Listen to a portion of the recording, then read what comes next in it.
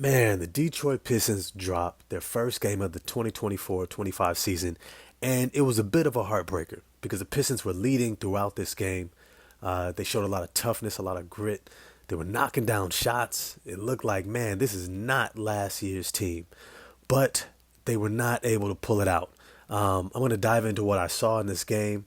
I think there's a lot of positive takeaways and maybe some opportunities to see even more improvement in the next game. But yeah, I'm gonna dive into that in this video. But before I do, this video is brought to you by Bridges and Stones Family and Relationship Care. You know, there are times in my life that I look back on and wonder why I did not reach out for support. I recognize how much I normalized struggling on my own in silence when I didn't have to. If I was an athlete dealing with an injury, I would have sought a trainer or a doctor. If I couldn't figure out a set play, settled teammate disputes, or my role on the team, I would have sought out an assistant coach for support. Well, Bridges and Stones is a place to find well-trained, supportive coaching for your life. Don't struggle alone. Contact Bridges and Stones today for a free consultation and get your life back on track. Remember, none of us make it alone. The link is in the description box below. You know, let me just start off with this team officially has shooting. Let's just be clear. Malik Beasley, Tim Hardaway Jr. Were shooting the air out of the ball, especially in the first half. They really kind of carried the offense a bit, and it was actually really encouraging to see that they were able to run offense on their own. Between Malik Beasley, Tim Hardaway Jr., Tobias Harris, they were just doing their thing. They weren't dependent upon Cade Cunningham and Jaden Ivey to do the, Herculean lifting of the offense and making dynamic plays. That was probably much more the second half of the game. In which case, then you kind of saw Malik Beasley and Tim Hardaway Jr. and Tobias Harris kind of fade to the background. And what I could take away from this is that this team is still figuring out how to have that balance throughout the game. There was times in the first half that I was actually hoping that Cade Cunningham and Jaden Ivey would come to the ball and say, I know you guys have it rolling, but I have to get myself going. I'm the number one. I'm the number two option. I have to get myself going. So give me the ball. I know you're knocking down shots from Malik Beasley, and that's great. But you're not going to be the one to bring us home, right? Tim Hardaway Jr., you're not the one who's going to go shot for shot against Benedict Mathurin or Tyrese Halliburton or Pascal Siakam, right? Which is really important that the team understand that. And that's something I mentioned before, is that this team kind of has a bit of shot chuckers in this game or on this roster. Tim Hardaway Jr., Malik Beasley, they're not necessarily making plays for others. Simone Fontecchio, he's not making plays for others.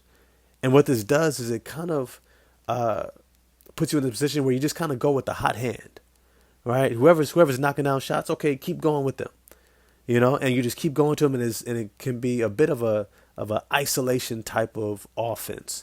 Even though they were able to get into some pick and rolls and they were able to move the ball around a little bit in the first half, but you saw by the time they got to the second half of the game, it was the Cade Cunningham show in that third quarter, which was spectacular. It was spectacular.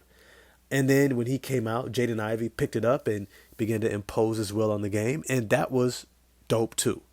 But then when they had to move the ball around, as things got tight in that fourth quarter, and you're going shot for shot, and all of a sudden the defense begins to lock in and take away your first option and your second option, and you're going to have to start moving that ball and trusting your teammates. The other guys were cold, and they started missing shots.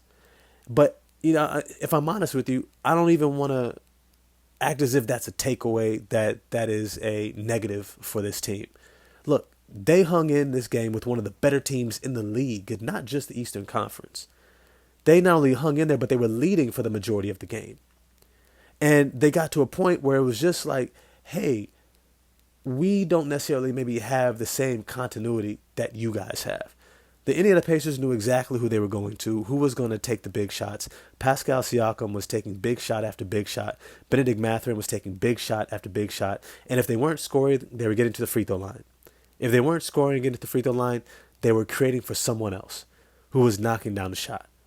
And they basically were able to outlast the Detroit Pistons. They were able to kick it in just enough to squeeze out a victory in Detroit in game one. And you know what? That is a huge step forward for this team from what they would have been last season. Last season it was turnovers, it was no shooting, and it was just like, hey, they just kind of had to like gut it out and hope that they're there in the end. Well, in this game, they were not only there in the end, but they were actually putting pressure on the favored team to actually try to gut out a victory. And Indiana did. Kudos to them. Tyrese Halliburton knocked down a great shot at the end. But I think that there was a lot of positives for this Detroit Pistons team. They have shooting. They were able to get out in transition, not as much as I would like. I really want to see Ron Holland and Jaden Ivey really turn up that transition offense. And Cade has to stay in the game after he gives up the ball the first time. Don't just give it up and sit back, especially when him and Ivy are working off each other. At the end of the game, you saw some more pick and rolls between the two of them. But in the first half and throughout most of the game, if one of them had the ball, the other one just sat in the corner waiting. Instead of setting a screen for somebody else, instead of cutting off the ball as somebody attacks the rim, right? Like, keep moving. Let's get everybody moving. Let's get everybody in action so that there's created opportunities throughout. So that even if the guy with the ball who's running a set, whether it's a dribble handoff or it's a pick and roll, even if they don't have something, there's something else developing around them instead of guys just standing and watching, right? But that's stuff that more veteran teams, more experienced teams do, which the Indiana Pacers did. And this is something that the Detroit Pistons can grow from and grow through, but I think they will. I don't think Simone Fontecchio is going to be hesitant to, take shots. I don't think that guys are going to be as hesitant to know what they're expected to do. I don't think Jaden Ivey is going to wait to the second half of the game to try to turn it on, or Cade Cunningham. And I think you're going to see more consistency throughout as they move forward. Now, I will say it was tough to see James Wiseman out there really imposing his size, especially coming off the bench, because that 7'1" looked a whole lot bigger than Isaiah Stewart's 6'9". He did get injured at the end of the first half, and unfortunately for him, we're hoping he makes a speedy return. Just showing love and sportsmanship, even if he's not on your team. But it's to say that this Detroit Pistons team could have used that size, especially on the boards. There were times where they just could not secure that defensive rebound so that they can get into the transition and get a shot up. But all in all, this was a great game. This was a great first game. And for a team that's looking to improve upon a 14-win season and get to that, 32, 35-win season, which I projected. But of course, I was assuming that Ausar Thompson was going to be playing as well. But it's to say that if they're going to get to that mark, over 30 wins, this is how they're going to have to play. They're going to have to figure out between their team who's hot, who's got it going, get into your sets, get into your actions, and then when it's time to win, for their main guys to turn on the Jets and say, hey, I've got it. I'll bring us home. And that's going to be Cade and Ivy. And both of them showed they have the ability to do that. Because even though Ivy wasn't shooting great from the field, he was able to impose his will and get to the free throw line. I think he got to the free throw line about 8 to 10 times this game, which is great for a guard.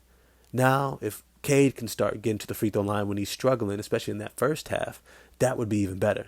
And can we give Jalen Duren a little bit more love with the ball? I mean, he was 5 for 5 and making his free throws. And he's a lot more physically imposing than Miles Turner. There's a whole lot of meat that was left on the bone in this game.